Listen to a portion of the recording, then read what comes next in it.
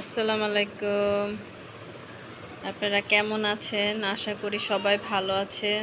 আলহামদুলিল্লাহ আমিও ভালো আছি। আজকে রান্না করব খুবই মজাদার চিংড়ি মাছ দিয়ে কচু। অসাধারণ লাগে। আমি এখানে 3টা কচু নিয়েছি। গোড়াটা রেখে দেব, শুধু ডাগাগুলো যে ওইটা নিয়ে ডালগুলো এগুলো নিয়ে নেব সব।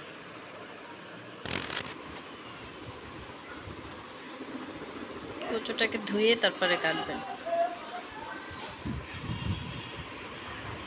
আমার কচুটা কেটে দিয়েছি, এখন স্বাদ মতো লবণ দিব, 1 চামচের মতো হবে। আমি এখানে 3 কাপ পানি দিয়ে ইউজ করেছি, কচুতে 3 কাপ পানি দিয়েছি। আর কচুটা ঢেকে দিব 5 মিনিট পরে। ঢাকনাটা উঠায় এখন একটু উল্টে দিব, একটু নেড়ে চেড়ে দিব। ভিডিও এটুকুই দেখানো হয়েছে। ভিডিওটা আসলে যখন আমার কচুটা সিদ্ধ হয়ে গেছে, আমার ভিডিওটা আসলে বন্ধ ছিল, আমি খেয়াল করিনি, তো একটু বাকিটুকু আপনাদেরকে দেখাতে পারলাম না, তার জন্য অনেক দুঃখিত। আমার কচুটা সিদ্ধ হয়ে গেছে, একটু দেখাতে পারিনি। আচ্ছা, এখানে আমি কড়াইতে তেল দিয়ে দিয়েছি, 2টা পেঁয়াজ, 7-8টা কাঁচামরিচ কেটে এখানে দিয়ে দিব। একটু ভালো করে কষিয়ে নিয়ে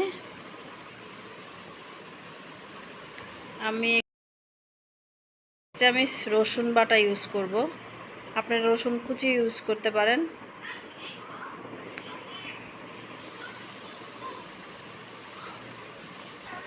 চিংড়ি মাছটা দিয়ে দিলাম, এটাকে একটু ভালো করে কষাবো।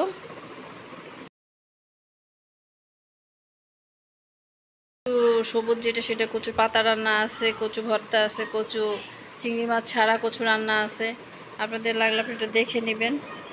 আমি এখন চিংড়ি মাছের 1/2 চামচ ধনে গুঁড়া, 1/2 চামচ জিরা গুঁড়া, সামান্য একটু হলুদ, 1/2 চামচেরও কম হলুদ ইউজ করেছি আমি। এটাকে ভালো ভাজা করে এখন আমি যে কচুটা রেখে দিয়েছিলাম ওইটা ঢেলে দিব।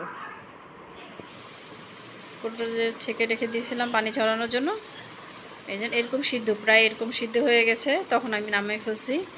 এরকম সিদ্ধটা করে নেবেন, যেটা আপনাকে দেখানো হয় নাই। আমি এটাকে ভালো করে একটু কষাবো।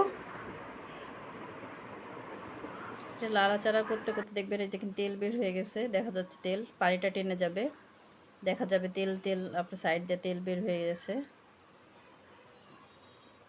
এই দেখছেন সাইডে তেল দেখা যাচ্ছে, তার মানে আমার কচুটা হয়ে গেছে। আমি এখন নামায় ফেলবো। এই যে বাটিতে পরিবেশন করে ফেলেছি, লেবু দিয়ে কচু দিয়ে। খুবই মজা, একবার ট্রাই করবেন, খেয়ে দেখবেন। আর আমার চ্যানেলটা যদি ভালো লাগে লাইক, শেয়ার, কমেন্ট, সাবস্ক্রাইব করে দিবেন। আল্লাহ হাফেজ।